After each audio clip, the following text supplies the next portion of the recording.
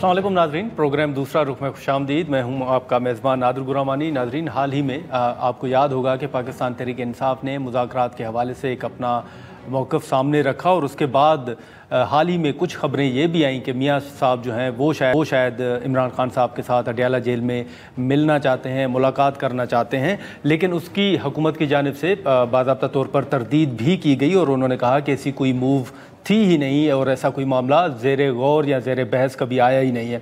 इसी के साथ साथ अब कुछ हल्के जो पाकिस्तान तहरीक इंसाफ के अंदर या बाहर की अगर बात करें तो कुछ हल्के ये भी कह रहे हैं कि हुकूमत पाकिस्तान तहरीक इंसाफ के साथ बात तो करना चाहती है लेकिन माइनस इमरान खान बात करने की पेशकश की गई है। इसी के साथ साथ हाल ही में आपको याद होगा कि पंजाब असम्बली में जो पाकिस्तान तहरीक इंसाफ के अरकान हैं उनको एहतजाज करने के बाद मुअत्तल किया गया और पंजाब असम्बली के स्पीकर की जानिब से चीफ इलेक्शन कमिश्नर के साथ मुलाकात की गई और रेफरेंस भी भेजा गया।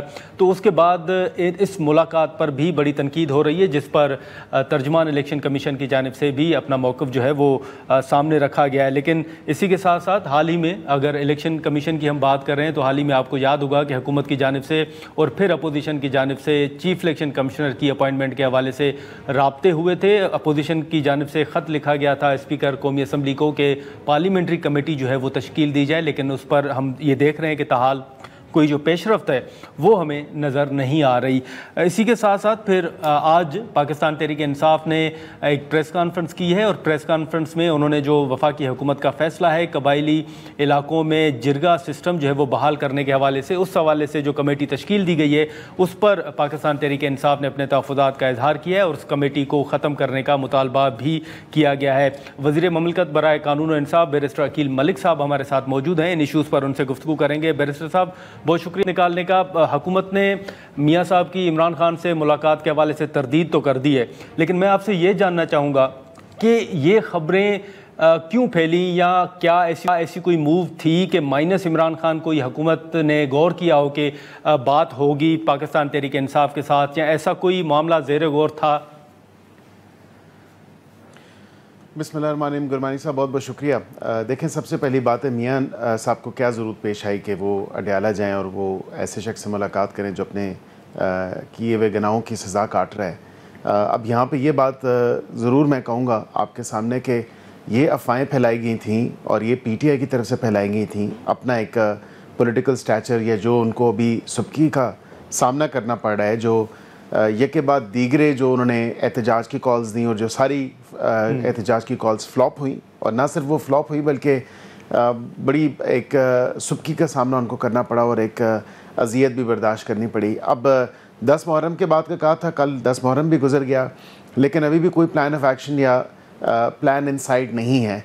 और एक एहतजाज का कहा गया कि अब तो मुल्क गिर जो है वो एहतजाज होगा, हर यूनियन काउंसिल लेवल पे होगा, हर वार्ड लेवल पे होगा, हर डिस्ट्रिक्ट लेवल पे होगा। लेकिन आज भी देखें तो लाइफ एज़ यूजुअल या एक नॉर्मल रूटीन जो है वो चल रही है पूरे मुल्क में और किसी ने कान नहीं धरे उनकी इस एहतजाज की कॉल पे भी। तो अपना कद काट बढ़ाने के लिए या ये अपने पार्टी अपने आप को ज़िंदा रखने के लिए इस तरह की अफवाहें ज़रूर फैलाई हैं उन्होंने, लेकिन हमने दो टोक अल्फाज में कहा कि मियाँ साहब को कोई ज़रूरत नहीं है और ना मियाँ साहब की तरफ से कोई ऐसी बात आई। इफ़ एनीथिंग वो तमाम तर बातें जो हैं वो PTI वालों ने खुद ही फैलाई थी सिर्फ अपने आप को पॉलिटिकली रेलेवेंट रखने के लिए। नहीं, लेकिन मिनिस्टर साहब इस वक्त है क्या, मूव क्या है, हुकूमत क्या सोच रही है? पाकिस्तान तहरीक इंसाफ तो वाज़ेह कह चुकी है कि हम मुज़ाकरात करेंगे, जो भी मुज़ाकरात करें हम करने के लिए तैयार हैं। तो क्या माइनस इमरान खान मुज़ाकरात पर आप गौर कर रहे हैं या बातचीत आप देख रहे हैं मुस्तकबिल करीब में या नहीं? देखिए, बातचीत तो सिर्फ एक ही सूरत में पॉसिबल है और वो स्पीकर एयाज सादिक साहब ने 2 कमेटीज़ बनाई थी। आपको याद होगा जो जहाँ से रब्त टूटा था या जहाँ से बात ख़त्म हुई थी वहीं से मेरे ख़्याल से बात का आगाज़ होना चाहिए। बातचीत का जो सिग्नल है वो वज़ीर आज़म ने भी दिया।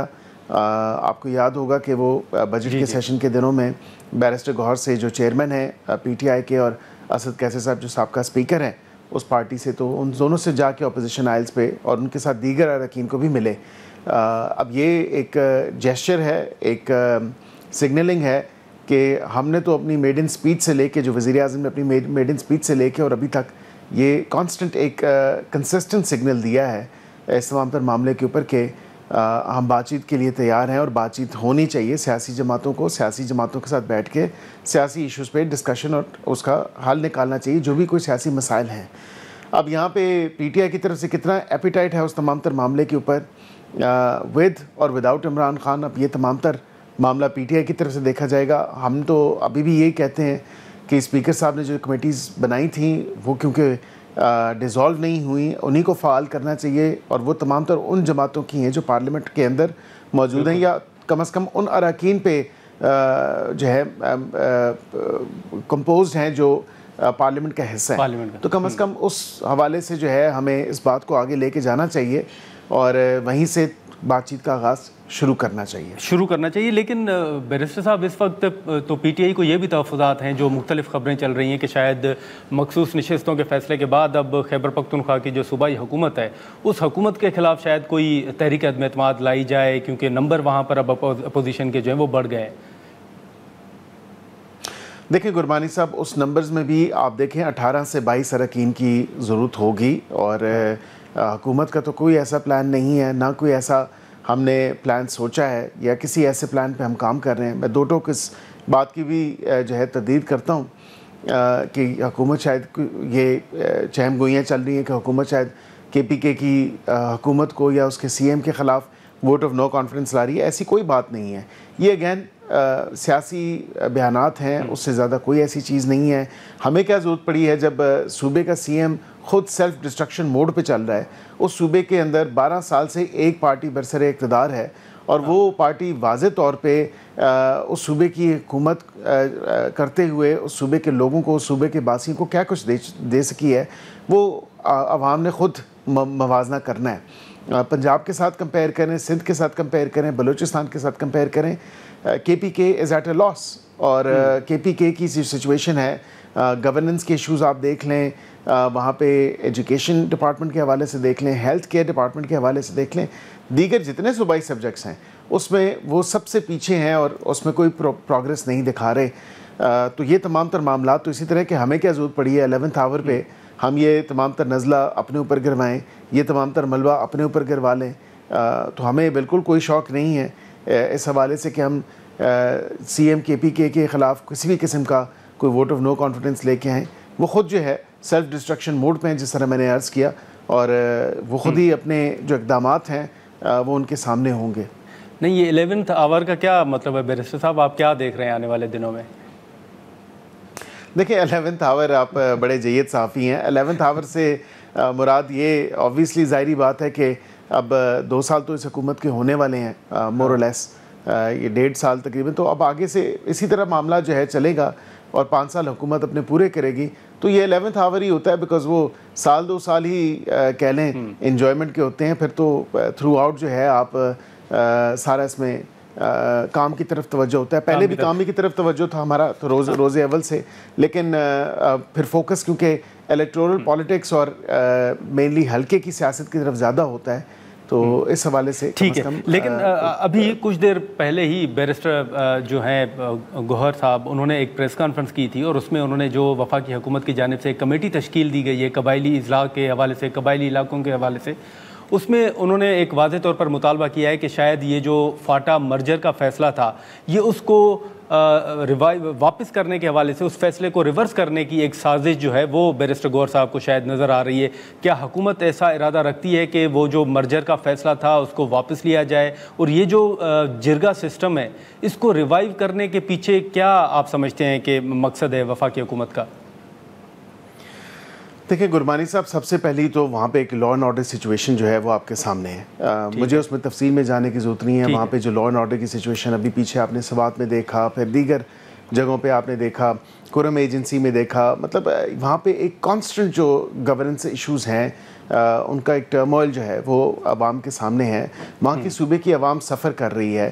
اب وفاق کی کچھ تو ذمہ داری بنتی ہے کسی نہ کسی حد تک کہ ایون کہ ڈسپائٹ دا فیکٹ کہ وہ فاٹا کے ایریا جو مرج ایریاز ہیں یا جو مرجر ہوا اس میں بالکل وہ صوبے کے اندر ہی انکلکیٹ ہو چکے ہیں, انکارپوریٹ ہو چکے ہیں ایریاز, اور وہ صوبے کا حصہ ہیں. ہم اس بات سے ڈینائی نہیں کرتے. وفاق بالکل کمیٹی بنا سکتی ہے, اور اسپیشلی جب لا اینڈ آرڈر کی سچویشن ہو, گورننس کے ایشوز ہوں, اور وہاں پہ ایک ایسی سیکیورٹی انوائرمنٹ ہو پیکیولر سرکمسٹانسز ہوں تو ان کو دیکھتے ہوئے وہاں کے لوکل سٹیک ہولڈرز کو جرگا سسٹم کے تھرو ریوائیو کرنا اور ان کو آن بورڈ لینا، ان کی وہاں پہ سے ہونا، یہ بہت ضروری ہے.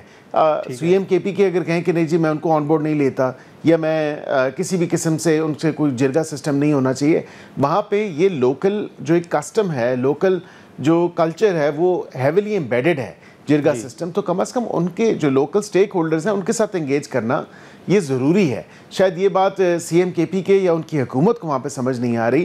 ہمیں بالکل اس چیز کا ادراک ہے اور ہم یہ چاہتے ہیں کہ وہاں پہ تمام جو معاملات ہیں، دیکھیں ایک ٹرانزیشن پیریڈ تھا اور ٹرانزیشن پیریڈ کے بعد پی ٹی آئی کی جب حکومت آئی تو پھر کیا ہوا؟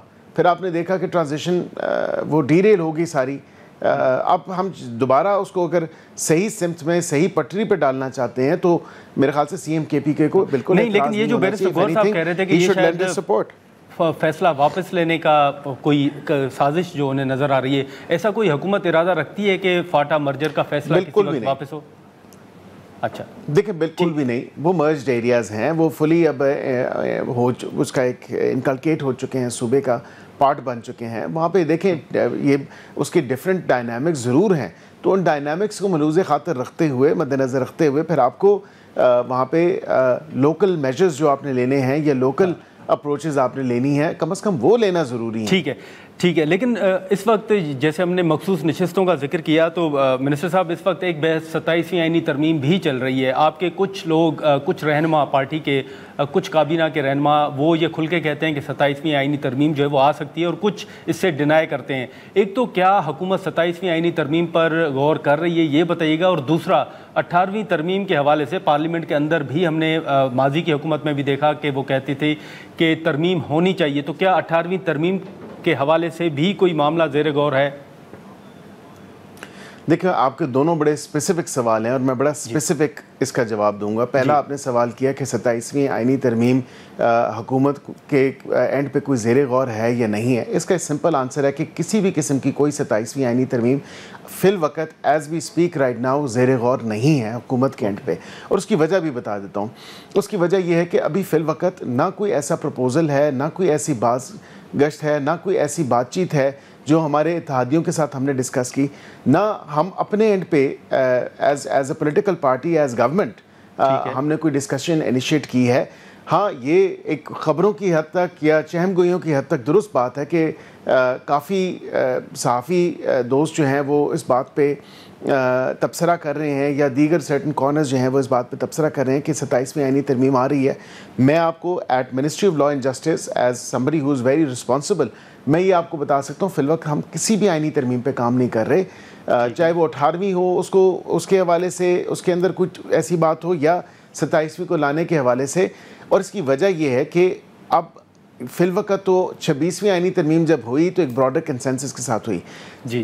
جب آئینی ترمیم ہوتی ہے اس کو میں یہ آپ کو ضرور کہوں کہ یہ سیوان کا استحقاق ہے، یہ سیوان نے کرنی ہے، سینٹ اور نیشنل اسمبلی مل کے ہی کرتے ہیں. دو ٹوک میرا ایک موقف اور حکومت کا موقف آپ کے سامنے رکھ رہا ہوں، اور یہ واضح طور پہ یہ بات آپ کے سامنے ہونی چاہیے کہ جب کبھی بھی 27ویں آئینی ترمیم ہوئی، جس کو میں خارج از امکان نہیں کہوں گا کہ وہ اس پارلیمنٹ کی مدت کے دوران کسی بھی وقت انٹروڈیوس کرائی جا سکتی ہے، لیکن ایک صورت میں جب پورے یہ سینٹ کے اراکین، ہمارے اتحادی اور نیشنل اسمبلی کے اراکین یہ آن بورڈ ہوں گے، ایک براڈر کنسنسس ریچ ہوگا، تو پھر اس کے بعد ہی ہو سکتا ہے. یہ خالی پاکستان مسلم لیگ نون کی حکومت نہیں ہے، یہ اتحادیوں کی حکومت ہے، اور اتحادیوں کی حکومت میں آپ کو بالکل پتہ ہے کہ ہمیں کافی چیزیں جو ہیں ان کو آن بورڈ لے کے ان کی رضامندی کے ساتھ تمام تر معاملے کو آگے چلانا ہے. ٹھیک ہے. لیکن سر ایک دو تین مختصر سوالات ہوں گے. ایک تو جو بھارت کے ساتھ سیز فائر کا معاملہ تھا وہ فارن آفس کی طرف سے پہلے بتایا بھی جا رہا تھا کہ 24 گھنٹے کے لیے ہوا ہے، 2 دن کے لیے ہوا ہے. اس وقت کیا سیز فائر کے حوالے سے بات ہوئی ہے؟ ڈی جی ایم اوز کے درمیان اسٹیٹس کیا ہے بھارت اور پاکستان کے درمیان؟ دیکھیں جو جدھر تک میری نالج یا انفارمیشن ہے، ایک تو سیز فائر کی کوئی ڈیڈ لائن نہیں ہے کسی بھی اس معاملے کے اوپر. سیز فائر جب ہوا جاتا ہے تو سیز فائر کی ایکسٹینشن یا یہ وہ معاملات نہیں ہوتے. ایک رسمی کال ان کی ہوتی ہے ضرور ڈی جی ایم اوز کی، وہ چلتی بھی آئی ہے، ہاٹ لائن پہ ان کی بات بھی ہوتی رہتی ہے، وہ ایک روٹین میٹر ہے. اس حوالے سے میں آپ کو یہ ضرور بتا سکتا ہوں کہ ابھی فی الوقت جس طرح ہمارے دیگر دوست ممالک نے باشمول امریکا نے جو ایک سینٹرل رول پلے کیا. وزیر اعظم نے بھی وزٹس کیے, آپ نے دیکھا عرب ممالک کے وزٹس تھے, خلیجی ممالک کے وزٹس تھے. شکریہ کے سلسلے میں ظاہری بات ہے کہ ہمارے دیگر دوست ممالک جو ہے ان کا بھی شکریہ ادا کیا گیا جنہوں نے ایک سینٹرل رول پلے کیا. اور میرے خیال سے 18 سے 20 دفعہ جو ہے وہ ذکر صدر ٹرمپ بھی کر چکے ہیں اس تمام تر معاملے پہ کہ انہوں نے یہ سیز فائر جو ہے تمام تر معاملہ ایک کلیدی کردار ادا کیا, جو کہ اچھی خوشائند بات ہے, ہم اس کو ویلکم کرتے ہیں. لیکن اس کے بعد ابھی کسی قسم کی انگیجمنٹ یا موومنٹ جو ہے آفیشلی نہیں ہوئی بھارت کے ساتھ. لیکن ہمارا جو ڈیلیگیشن بھی گیا تھا اس پہ بھی واضح طور پہ ہم نے کہا کہ ہم تمام چیزوں پہ انگیج کرنے کے لیے آپ سے انگیج کرنا چاہتے ہیں. Terrorism, Kashmir and water issues, تو جتنے بھی آؤٹ اسٹینڈنگ ایشوز ہیں ہم اس پہ انگیج کرنا چاہتے ہیں.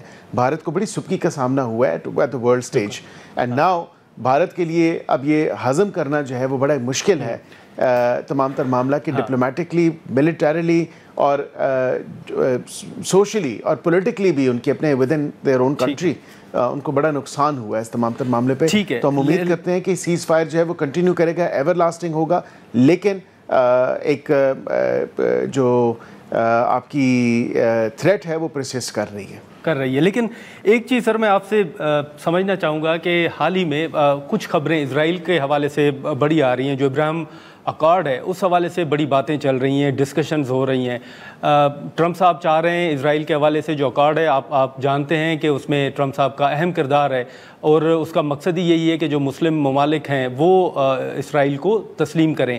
کیا پاکستان سے کسی بھی سطح پر اس حوالے سے کوئی بات ہوئی ہے, اور کیا آپ سمجھتے ہیں کہ اگر ٹرمپ صاحب کا دباؤ آ سکتا ہے, پریشر آ سکتا ہے پاکستان کے اوپر, اور پاکستان کی پوزیشن کیا ہوگی؟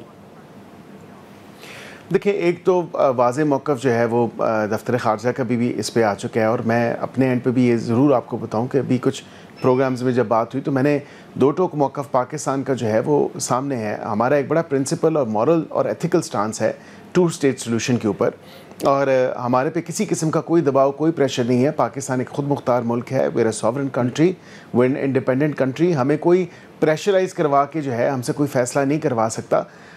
ہم بالکل پاکستان اور پاکستانیوں کے انٹرسٹ میں جو بھی بہتر فیصلے ہوں گے ہم بالکل وہی کریں گے بصیت حکومت, اور ہماری ایک پرنسپل پوزیشن ہے, ہم نے اپنے آپ کو اسی پرنسپل پوزیشن کے ساتھ الائن رکھا ہوا ہے. چلیں ٹھیک ہے بیرسٹر صاحب, بہت شکریہ وقت نکالنے کا. ناظرین, بیرسٹر ملک صاحب کی گفتگو آپ نے سنی, مختلف ایشوز پر ہم نے گفتگو کی, اور بڑا واضح طور پر انہوں نے اسرائیل کے حوالے سے اور باقی چیزوں کے حوالے سے انہوں نے اپنا موقف سامنے رکھا. ہم یہاں پر ایک مختصر سا بریک لیتے ہیں, اور بریک کے بعد پاکستان تحریک انصاف کے جو رہنما ہیں علی محمد خان صاحب, وہ ہمیں جوائن کریں گے. پروگرام میں ایک بار پھر خوش آمدید. ناظرین, وزیر مملکت بیرسٹر عقیل ملک صاحب کی گفتگو آپ نے سنی. پی ٹی آئی کے ساتھ مذاکرات سمیت جو مختلف ایشوز تھے اس پر ہم نے گفتگو کی. انہوں نے پاکستان تحریک انصاف کے احتجاج کے حوالے سے ایک ضرور بات کی کہ انہوں نے پہلے بھی پاکستان تحریک انصاف نے احتجاج کی کال دی تھی, لیکن وہ کامیاب نہیں ہو سکی, اور اب بھی انہوں نے جو احتجاج کی کال ہے اس پر تنقید کی ہے. پاکستان تحریک انصاف کے سینئر رہنما علی محمد خان صاحب ہمارے ساتھ موجود ہیں, ہم ان سے گفتگو کریں گے. علی محمد خان صاحب, بہت شکریہ سر وقت نکالنے کا. ابھی آپ سے پہلے بیرسٹر عقیل ملک صاحب سے گفتگو ہو رہی تھی, اور وہ یہ جو میاں صاحب کی خان صاحب کے ساتھ ملاقات کے حوالے سے خبریں تھیں, وہ یہ سمجھتے ہیں کہ ان خبروں کے پیچھے بھی پاکستان تحریک انصاف تھی. تو آپ سمجھتے ہیں سر کہ ملاقات کے حوالے سے کوئی ریچ آؤٹ کیا گیا تھا پی ٹی آئی کو, یا آپ یہ سمجھتے ہیں کہ رومرز ہی تھے؟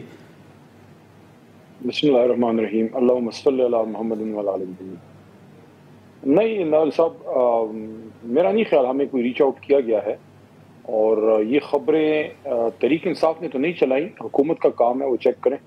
لیکن دیکھیں, مذاکرات کا جو ایشو ہے نا, اس میں رسپانسبلٹی حکومت کی ہی ہے. اصل میں اگر کوئی بھی حکومت ہو, چاہے وہ فارم 47 کی ہی کیوں نہ ہو, اگر اتنی بڑی ایک جماعت جو کروڑوں میں جس کی فالوئنگ ہے, اتنے بڑے لیڈر کو اگر جیل میں وہ رکھتے ہیں, تو نارمل حالات تو نہیں ہو سکتے نا, پولیٹیکل حالات نارمل تو نہیں ہو سکتے. احتجاج بھی اس میں ہونا ہے, پرامن ہوگا, ظاہر ہے اس میں دونوں طرف سے پھر ایکسیسز ہوتی ہیں, لیکن ہم نے تو ہمیشہ ہم پرامن رہے, گولیاں تو ہمیں لگی ہیں, لوگ تو ہمارے شہید ہوئے ہیں. لیکن میں یہ کہوں گا کہ بہتر ہے کہ حکومت ہوش کے ناخن لے اور خان صاحب سے انگیج کرے, اور ان کی اور باقی اسیران کی رہائی کا کوئی بندوبست ہو. پولیٹیکل کیسز ہیں, اس کا حل بھی پولیٹیکل ہے. اچھا، لیکن سر ابھی جیسے میں نے شروع میں ذکر کیا کہ بیرسٹر عقیل ملک صاحب کی ایک تجویز یہ بھی ہے کہ اسپیکر صاحب نے جو کمیٹی تشکیل دی تھی اس کمیٹی کو دوبارہ متحرک کیا جا سکتا ہے، فعال کیا جا سکتا ہے، اور انہی کے ساتھ ہی مذاکرات ہونے چاہیے.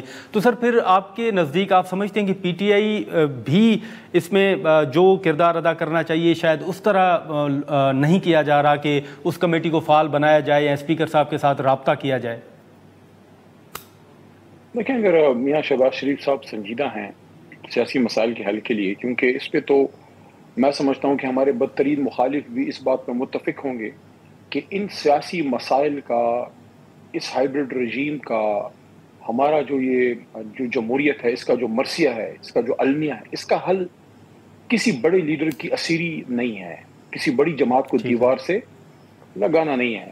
اگر ہم سے پہلے بھی کسی دور میں ہوا، لمبی لمبی جیلیں لوگوں نے کاٹی ہیں، میں تو کبھی اس کے حق میں نہیں رہا. میں تو یہ سمجھتا ہوں کہ اگر آپ نے کسی کو سزا دینی ہے، پہلے عدالت میں اس کو گلٹی پروف کریں. اگر عدالت سے سزا ملتی ہے پھر آپ اس کو سال لوگوں کو جیلوں میں ڈالیں. اس کے بعد وہ پولیٹیکل کیسز سے باہر نکل کے وکٹری کا نشان بنا کے سارے نکل آتے ہیں.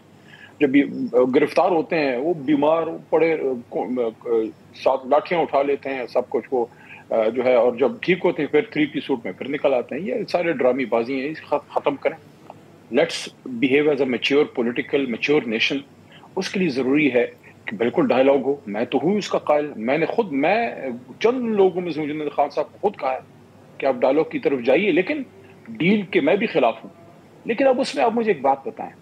آپ نے سوال کیا نا کہ اس کمیٹی کو بحال کریں، تو میں نے شروع میں ہی اس گفتگو کے آرگومنٹ میں شروع میں نے عرض کیا کہ اگر شہباز صاحب، میاں صاحب اگر سنجیدہ ہیں، جس طرح انہوں نے ریچ آؤٹ کیا ہمارے چیئرمین بیرسٹر گوہر صاحب کو، تو پھر وہ ایکسیس دیں گوہر صاحب کو اور مجھے، ہماری لیڈرشپ کو، ہم لوگوں کو، پولیٹیکل لیڈرشپ کو خان صاحب تک ایکسیس دیں تاکہ اس پہ گفتگو آگے چل سکے. اگر آپ کہتے ہیں کہ ہم نے مذاکرات کرنے، آپ نے مذاکرات کس سے کرنے؟ دیوار سے کرنے.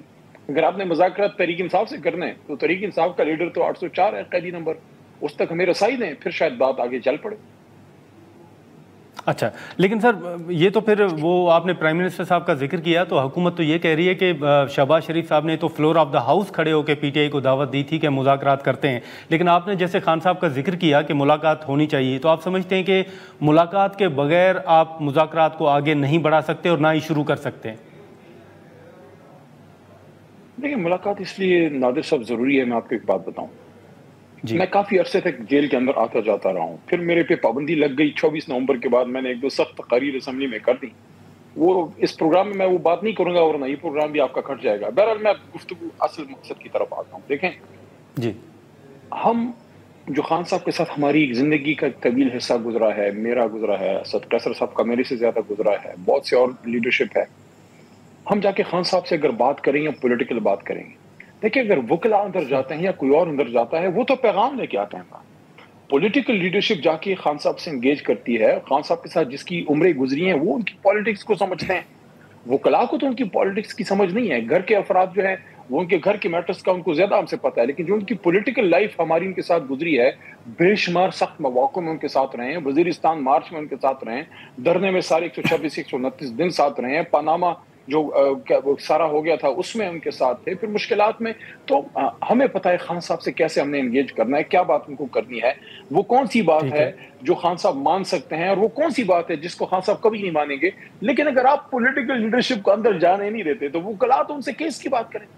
وکلا ان کو دیکھیں، یہ جو وکلا لیڈرشپ بھی ہے، میرے تو بھائی ہیں، میں خود وکیل ہوں. دیکھیں وکلا لیڈرشپ تو اس عارضی وقت کے لیے تھی کہ جب میں تو خیر چلو، میں تو جب سے جیل سے نکلا ہوں میں تو ایک دن انڈر گراؤنڈ نہیں گیا، میں تو پہلے دن سے میڈیا پہ بیٹھا ہوا ہوں.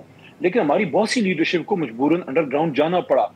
اس فیز میں وکلا لیڈرشپ کو آگے آنا پڑا. لیکن جب اب آپ کی سیاسی قیادت آ گئی ہے، گنڈا پور آ گئے ہیں، اسد قیصر آ گئے ہیں، عمر ایوب صاحب آ گئے ہیں، اب ساری لیڈرشپ باہر ہے. اب آپ ان کو اگر ایک سائڈ پر رکھیں گے پھر آپ مجھے بتائیں، پولیٹیکل مسائل کا حل تو پولیٹیکل ہوتا ہے، وہ حل پولیٹیکل لوگ نکالتے ہیں. جب آپ پولیٹیکل لوگوں کو سائڈ لائن کریں گے، بیچ میں ویکیوم کریٹ ہوگا. ویکیوم کو پھر کون فل کرے گا؟ ہر طرف سے پھر جب بھی پولیٹیکل ویکیوم کریٹ ہوتا ہے، پاکستان کی تاریخ دیکھ لیں، پڑھ لیں، اس کو پھر نان پولیٹیکل ایکٹر جو ہے وہ فل کرتے ہیں. ناظرین یہاں پر ایک مختصر سا بریک لیتے ہیں اور بریک کے بعد یہیں سے گفتگو کو آگے بڑھاتے ہیں. پروگرام میں ایک بار پھر خوش آمدید. علی محمد خان صاحب، اس میں سر 2 سوالات ہیں. ایک سوال یہ کہ پھر وہ لسٹ کون بناتا ہے اور اس میں وکلا کی بجائے جو سیاسی لوگ ہیں ان کو شامل کیوں نہیں کیا جاتا، یا خان صاحب کیوں نہیں کہتے کہ سیاسی لوگوں کے نام بھی شامل کیے جائیں؟ ایک سوال تو یہ ہے.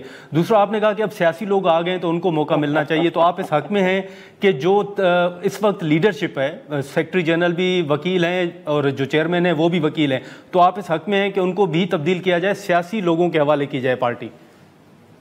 آپ نے مجھے میرے جنرل سیکرٹری سے، چیئرمین سے کیوں لڑانا ہے؟ وہ میرے وہ بھائی ہیں، وہ بیچارے مشکل وقت میں اپنا کام کر رہے ہیں. میں مسکرایا ایک اور بات پہ تھا. آپ تو میرے خیال میں بھی کافی عرصے سے ملک سے باہر نہیں گیا اور آپ بھی نہیں گئے.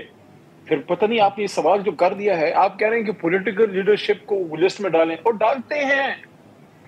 گرمانی صاحب ہر ہفتے ڈالتے ہیں، وہ کو نہیں جانے دیتے. اب میں تو دونوں کھاتوں میں فٹ ہوتا ہوں نا، پولیٹیکل کھاتے میں بھی اور وکلا کے مجھے تو کسی بھی کھاتے میں اندر نہیں جانے دیتے. بلکہ اب تو اڈیالہ گیٹ سے مجھے 1.5-2 کلومیٹر دور وہ ایسے چو صاحب ہیں، ان کو شاید میرے سے بھی زیادہ ہی محبت ہے، وہ دور سے مجھے پہچان لیتے ہیں. تو میں نے ان کو پچھلی بار کہا کہ شاید میں کسی گدا گاڑی وغیرہ میں یا کسی ٹریکٹر ٹرالی میں اس بار چھپ کے آؤں، کوئی طریقہ میں نکالوں کہ آپ کو میں کیسے کراس کروں. میرے پاس ہائی کورٹ کا آرڈر ہے. اندر اڈیالہ والے مجھے نہ ملنے دیں. اڈیالہ والے اندر کوئی بیٹھے ہیں، پتہ نہیں کوئی کہتے ہیں کوئی صاحب بیٹھا ہے، جو بھی ہے، وہ مجھے اندر نہیں جانے دیتے. تو وہ ان کا اور جج صاحب کا معاملہ ہے. گیٹ تک آپ مجھے کیسے جانے سے روک سکتے ہیں؟ روڈ پہ ایک سٹنگ پارلیمنٹیرین، ایک لائر کو. تو بہت سے ہماری لیڈرشپ کے نام ہم ڈالتے ہیں، جتنے بھی آپ کی ٹاپ لیڈرشپ ہے، اور صرف مرکز کی نہیں، صوبوں کی بھی. پنجاب سے بچر صاحب آتے ہیں، اپوزیشن لیڈر ہیں. Opposition leader Shibli Faraz, opposition leader Omar Ayub, C M گنڈا پور، یہ ہمارے فارمر فائنانس منسٹر تیمور جگڑا صاحب، بار بار ہمارے رؤوف حسن صاحب، کتنے میں آپ کو نام گنواؤں، صوبائی صدر جنید اکبر خان صاحب، یہ عالیہ حمزہ بی بی، ایوری بڈی، سب کے ہم نام ڈالتے ہیں. نہ وہ کسی وکیل لیڈر کو جو پالیٹکس میں ہیں ان کو بھی اب پابندی ہے. یعنی کہ یا تو آپ پیورلی ایسے کوئی لائر ہوں جس کا اس کیس کے ساتھ کام ہے، جس کا وکالت نامہ ہے. بہت سے لوگوں کے وکالت نامے اندر ہیں، ان کو بھی نہیں جانے دیتے. تو اب ان حالات میں شہباز شریف صاحب کہتے ہیں کہ ڈائلاگ کریں. دیکھیں، اسمبلی کے فلور پہ بڑی اچھی لگتی ہے بات، لیکن یا تو پھر مریم بی بی پہ ان کا بس نہیں چلتا کہ مریم بی بی لوگوں کو اندر نہیں جانے دے رہی، یا پنجاب حکومت نے بھی ہاتھ کھڑے کر دیے ہیں، مرکزی حکومت تو پہلے ہاتھ کھڑے کر چکی ہے. تو پھر کون ہے جو اڈیالہ کو کنٹرول کرتا ہے، جو لوگوں کو خان صاحب سے ملنے نہیں دیتا باوجود ہائی کورٹوں کے اور سپریم کورٹوں کے آرڈرز کے؟ ٹھیک ہے، لیکن سر ایک چیز، اب یہ جس صورتحال کا آپ نے ذکر کیا ہے، جو گزشتہ کئی روز سے ہم دیکھ رہے ہیں اڈیالہ جیل کے باہر ہو رہا ہے، جو آپ کے تحفظات ہیں، اب صورتحال اگر یہی رہتی ہے تو آپ سمجھتے ہیں کہ جو خان صاحب نے احتجاج کی کال دی ہے وہی پی ٹی آئی کے پاس راستہ ہوگا؟ اور دوسرا، جو اچکزئی صاحب نے سر تجاویز دی تھی پارلیمنٹ کے حوالے سے، کمیٹیز سے مستعفی ہونے کے حوالے سے، کیا اس پر آپ سمجھتے ہیں کہ عمل درآمد ہونا چاہیے؟ دیکھیں، پہلی بات تو یہ ہے، جو احتجاجی تحریک ہے، میں پہلے بھی ڈی چوک کے حق میں نہیں تھا، کیونکہ میرے سامنے عمران خان صاحب نے، کسی اور کے نہیں، میرے سامنے بیرسٹر گوہر اور بیرسٹر راجہ کو، سلمان راجہ کو پوچھا انہوں نے، اور خان صاحب نے کہا نہیں، ڈی چوک نہیں، آپ نے اسلام آباد پہنچنا ہے. بیچ میں پھر جو بھی ڈی چوک سارا کچھ ہوا، کیونکہ اس میں آپ اپنے لوگوں کو رسک پہ ڈال دیتے ہیں. میں پہلے بھی میرا مشورہ یہ تھا کہ آپ اسلام آباد سے باہر موٹر وے پہ جتنے ہزاروں لاکھوں جتنے بھی تھے وہ بیٹھ جائیں، 2-3 دن میں رزلٹ نکل آئے گا. اب بھی میں نے مشورہ پارلیمنٹری پارٹی میں یہ دیا ہے، جو پچھلے ہفتے بڑی ہماری ہیوج گیدرنگ ہوئی ہے، کافی میگا لیول کا لیڈرشپ کا ایونٹ تھا، اس میں میں نے مشورہ دیا ہے اگر احتجاج کرنا ہے پرامن کریں، پورے ملک میں پھیلا دیں، ہمارے پاس کروڑوں ووٹر سپورٹر ہیں، پرامن آپ نکلنا ہے، پرامن آپ بیٹھ جائیں، انشاءاللہ اللہ مدد کرے گا. باقی جہاں تک وہ اچکزئی صاحب کی بات ہے، میں اس سے ایگری نہیں کرتا، کیونکہ ہمارے سیاسی مخالفین، میں لفظ دشمن پھر بھی یوز نہیں کر رہا، سیاسی مخالفین ہمارے لوگوں کو اسمبلی سے نکلوا رہے ہیں. پہلے ہمیں آنے نہیں دے رہے تھے، ہماری سیٹیں ہم سے چھینی، ہماری ریزرو سیٹیں ہم سے چھینی، ہمارا نشان ہم سے چھینا، ہمارے لوگوں کو لطیف چترالی صاحب جیسے لوگوں کو سزائیں دلوا کے اسمبلی سے بے دخل کروا دیا، باہر بٹھا دیا. اب جو تھوڑی بہت ہماری تعداد اندر رہ گئی ہے، آپ کیا چاہتے ہیں وہ بھی استعفیٰ دے کے باہر بیٹھ جائیں، یعنی کہ گلیاں ہو جائیں سونیاں تے وچ مرزا یار پھرے، یعنی کہ ایک بھی پی ٹی آئی کا نام لیوا اسمبلیوں میں نہ ہو. یہی تو ہمارے سیاسی مخالفین چاہتے ہیں کہ باہر احتجاج نہ ہو، عدالتوں میں انصاف نہ ملے، اور اسمبلیوں میں عمران خان کا نام لیوا نہ رہے، تاکہ نہ رہے بانس اور نہ بجے بانسری. یہ نہیں ہوگا، انشاءاللہ عمران خان کا نام رہے گا. عمران خان زندہ باد کی صدا ان اسمبلیوں میں گونجتی رہے گی، اور ایک دن آئے گا، جس طرح اس ملنگ اس ناچیز نے یہ بات میرے منہ سے میرے رب نے کہلوائی تھی کہ وقت آئے گا کہ عمران خان صاحب ایک بار پھر اس کرسی پہ بیٹھیں گے. اس کے لیے ہماری ضرورت ہے کہ ہم ہر میدان میں کھڑے رہیں, عدالت کو بھی خالی نہ چھوڑیں, احتجاج کا میدان بھی خالی نہ چھوڑیں, اور ان کو کسی صورت ان اسمبلیوں میں ہماری غیر موجودگی میں جو ہے یک طرفہ قانون سازیاں نہ کرنے دیں. اچھا ٹھیک ہے سر, ایک آخری سوال علی محمد خان صاحب کے, ہم نے دیکھا ہے کہ حال ہی میں اسد کیسر صاحب ہوں, اپوزیشن لیڈر صاحب ہوں, آپ کی دوسرے جو رہنما ہیں آپ کے, انہوں نے مختلف جو ایمبیسڈرز ہیں پاکستان میں ان کے ساتھ ملاقاتیں بھی کی ہیں. حال ہی میں ہم نے اسد کیسر صاحب کو دیکھا کہ وہ سعودی عرب کے جو سفیر ہیں پاکستان میں, ان کے ساتھ انہوں نے ملاقات کی ہے. کیا P T I in forums پر بھی خان صاحب کا معاملہ اٹھا رہی ہے, کوئی بات چیت ہوئی ہے سفرا سے؟ دیکھیں, بطور اسپیکر ان کی ملاقات ہوتی تھی, بطور منسٹر میری بھی ملاقات محترم سفیر صاحب سے, مالکی صاحب سے ہو چکی ہے. دیکھیں, میں سمجھتا ہوں کہ کبھی بھی ہم نہیں چاہیں گے کہ غیر ممالک کو, بڑے ہمارے شاید دوست ممالک ہوں, بھائی برادر ممالک ہوں, چاہے امریکہ ہو چاہے کوئی اور ہو, برادر اسلامی ملک ایران ہے, سعودی عرب سے ہمارا پرانا تعلق ہے, یو ایس سے ہماری ایک اسٹریٹجک ریلیشن شپ ہے, لو اینڈ ہیٹ رہی ہے جو بھی, لیکن ہمارا ایک بیانیہ تحریک انصاف کا رہا ہے کہ ہم حقیقی آزادی کی ڈیمانڈ یہ ہے کہ نہ صرف اندرونی بلکہ بیرونی آقاؤں سے بھی آزادی, کہ کسی بھی ملک کو پاکستان کے اندرونی معاملات میں انٹرفیرنس نہیں کرنی چاہیے. اس پہ تو عمران خان صاحب نے اپنی حکومت قربان کی ہے, ایبسولوٹلی ناٹ پہ. ہم کبھی بھی نہیں چاہیں گے کہ پاکستان کی اندرونی سیاست میں, اندرونی معاملات میں برادر اسلامی ممالک کو گھسیٹیں. یہ روٹین کی ملاقات ہوتی ہے ان سے, اس ملک سے ویسے بھی ہمارا ایک مذہبی وہ ایک رشتہ ہے, ایک پیار ہے, ایک محبت ہے, ایک تقدس ہے, ایک احترام ہے. میرے خیال میں اسی سلسلے میں ملیں. میرا نہیں خیال تحریک انصاف دوسرے ممالک کو اپنے اندرونی معاملات میں ہم خدا نخواستہ انوالو کریں گے.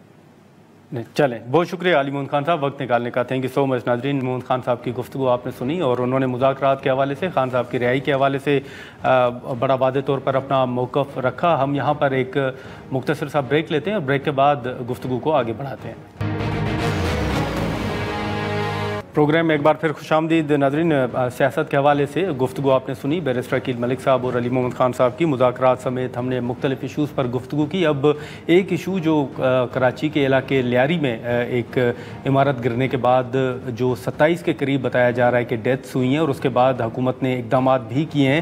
اب اوورآل کراچی کے اندر ہمیشہ یہ ایک بحث رہی ہے قبضے کے حوالے سے, کچھ خطرناک اور حساس عمارتوں کے حوالے سے. ان ایشوز پر ہم گفتگو کرتے ہیں. ترجمان سندھ حکومت نادر گبول صاحب ہمارے ساتھ موجود ہیں. گبول, شکریہ وقت نکالنے کا. سر, سب سے پہلے تو یہ بتائیے گا کہ اس وقت جس ملبے کا ذکر کیا جا رہا تھا کہ ابھی بھی لوگ جو ہیں وہ ملبے تلے دبے ہوئے ہیں, تو ابھی کیا اسٹیٹس ہے, کیا اپڈیٹ ہے؟ خاص طور پر وہ ملبہ ہٹا دیا گیا ہے, اور ٹوٹل جو ڈیتھس ہوئی ہیں وہ 27 ہیں.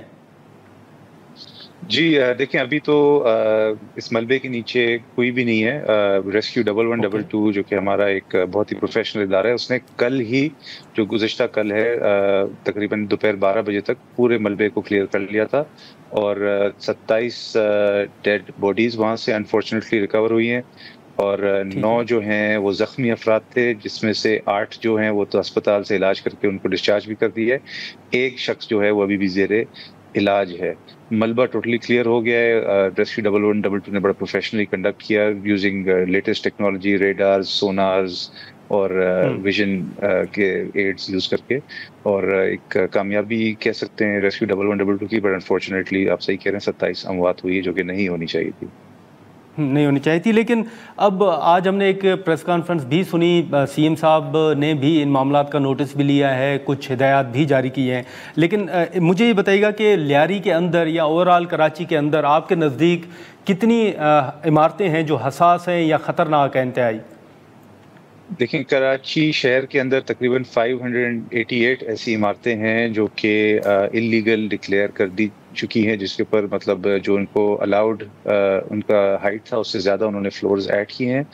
صرف اگر لیاری کی میرے حلقے کی بات کریں تو 122 ایسی عمارتیں ہیں, اور ان 122 میں سے بھی 22 ایسی عمارتیں ہیں جو اسٹرکچرلی اس وقت ویک ڈکلیئر دی جا چکی ہے, جن کو فوری طور پہ ایویکویٹ کرایا جا رہا ہے. 16 جو بلڈنگز ہیں ان کو تو بالکل کرا دیا ایویکویٹ, اور ابھی 6 مزید بلڈنگز ہیں جن کے رہائشیوں کے ساتھ مذاکرات کر رہے ہیں, کیونکہ سب سے زیادہ جو ریزسٹنس آتی ہے وہ رہائشیوں سے آتی ہے. وہ کہتے ہیں کہ ہم اپنے گھر نہیں چھوڑنا چاہتے, اگر گھر ہمیں چھوڑیں گے بھی تو ہمیں یا تو کوئی مالی امداد دیں یا کوئی متبادل دیں. اور اس وقت سندھ گورنمنٹ کا فوکس بھی اسی چیز پہ ہے کہ ان سب متاثرین کے لیے کوئی آلٹرنیٹیو ہم فوری طور پہ ارینج کریں، اور ہم نے کیا بھی ہے. جو اسپیشلی جو یہ ایک حادثہ ہوا تھا، جو بلڈنگ گر چکی ہے، ان افراد کے لیے ہم نے جو لیاری کے اندر ہی گورنمنٹ سکولز ہے وہاں پہ ہم نے ٹیمپریری شیلٹر سیٹ اپ کیا ہے، اور باقی بھی جو بلڈنگز ہم نے ایویکویٹ کرائے ہیں ان کے جو رہائشی ان کو الگ جو گورنمنٹ بلڈنگز ہیں وہاں پہ ہم نے ٹیمپریریلی ان کو اسٹیبلش کیا ہے ان کی ریزیڈنس.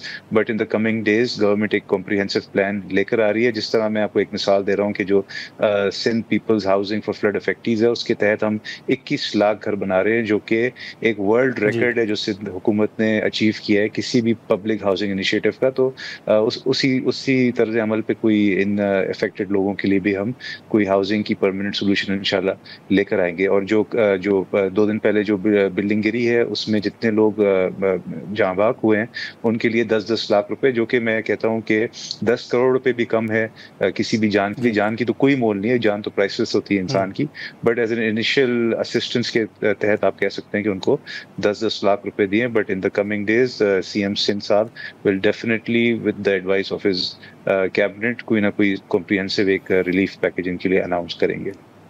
ٹھیک ہے، لیکن یہ جو ڈی جی کو سسپینڈ کیا گیا ہے یا عہدے سے ہٹایا گیا ہے، گبر صاحب آپ سمجھتے ہیں کہ حکومت کا یہ فیصلہ مطلب صرف اس حد تک کی کارروائی درست ہے، یا آپ سمجھتے ہیں کہ مزید بھی کوئی لائے عمل سامنے آ سکتا ہے؟ دیکھیں یہ تو اس کو فی الحال تو فوری طور پہ سسپینڈ کیا ہے، مگر انویسٹیگیشن کمیٹی بھی ایک بنا دی گئی ہے جو کہ کمشنر کراچی ہیڈ کر رہے ہیں، اور اس میں دیگر اداروں کے بھی افراد افسران ہیں اس کے اندر.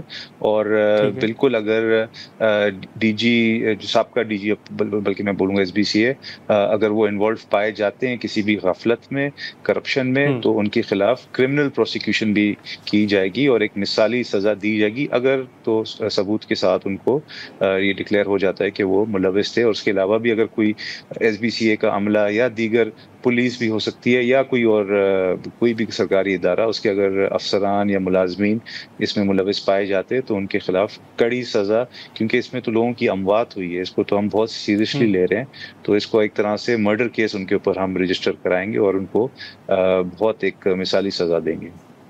اچھا، ایک جو آپ کچھ بلڈنگز کا ذکر کیا جو حساس ہیں، میں یہ جاننا چاہوں گا کہ کراچی کے اندر جتنی بلڈنگز آپ کے مطابق حساس ہیں، کیا وہ تمام کی تمام بلڈنگز رہائشی وہ علاقوں میں ہیں، رہائش کے لیے استعمال ہو رہی ہیں، یا کمرشل بلڈنگز بھی ان میں شامل ہیں؟ یہ مکس ہیں. اکثر جو بلڈنگز ہیں ان میں نیچے گراؤنڈ فلور پہ شاپس ہوتی ہیں، دکانیں ہوتی ہیں، اور اوپر ریزیڈنس ہوتی ہے. تو یہ ایک مکس پرپز کی بلڈنگز ہوتی ہے، اور زیادہ تر یہ ایسی بلڈنگز ہیں جو کہ پرانی 30-40 سال پہلے قانون کے تحت بنائی گئی تھی، مگر بعد میں وہی جو رہائشی ان بلڈنگوں میں مقیم تھی ان کی فیملیز فار ایگزامپل بڑھتی گئی، تو انہوں نے پھر اوپر بلڈرز کے ساتھ پرائیویٹلی مل کر وداؤٹ اینی گورنمنٹ اتھارٹی یا گورنمنٹ لائسنس یا آتھرائزیشن اور اس کے اوپر مزید فلورز ایڈ کیے ہیں. تو اس وجہ سے یہ بلڈنگز پھر اللیگل ایک طرح سے ہو گئی، اور ان کے اسٹرکچر کے اوپر ایک ہیوی لوڈ آ رہا ہے، اور اس وجہ سے ان کا گرنے کا خدشہ ہے.